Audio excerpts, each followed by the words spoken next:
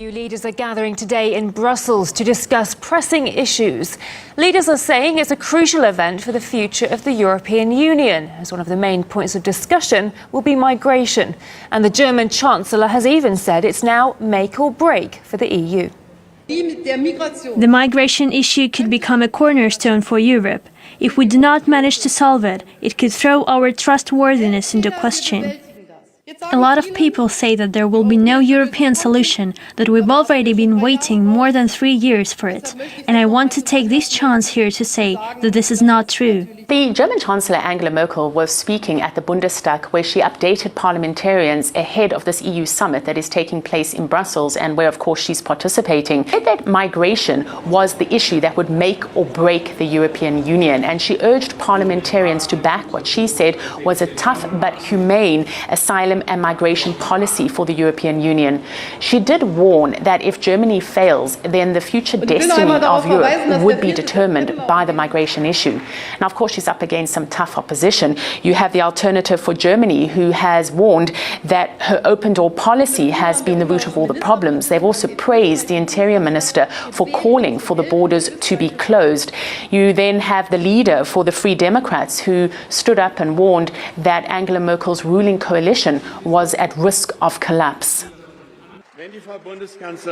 When you, Ms. Merkel, refused to carry out an absolutely possible at the time closure of the borders back in 2015, you didn't act European. Quite the contrary, you preferred national unilateral action. You have not told us about your master plan, and now you come up in the Parliament and want us to cooperate and advise on this plan ahead of the EU summit. The German Chancellor spoke before and not after the EU summit, which is why some suggest that this was probably in an effort to take the wind out of the sails of some of her critics. She did call for European solidarity, saying that the 28 member states need to act in unison and not act unilaterally. She also made the point that those who come to Europe cannot choose in which country they seek asylum. But at one point, she did trip over her words and seemed to be somewhat confused. We need to make migration stronger, make the control over migration stronger to run it better. My God, the organization needs to be improved in this area. Now, the EU summit will, of course, be dominated by the whole migrant issue, and here there's a lot of disagreement. Italy, of course, recently saying that it's not going to accept any more migrants, when you have Spain subsequent to that saying it's opening its ports. So a lot of disagreement there, although the leaders will support migrant camps being set up outside the European Union where people can apply for EU asylum.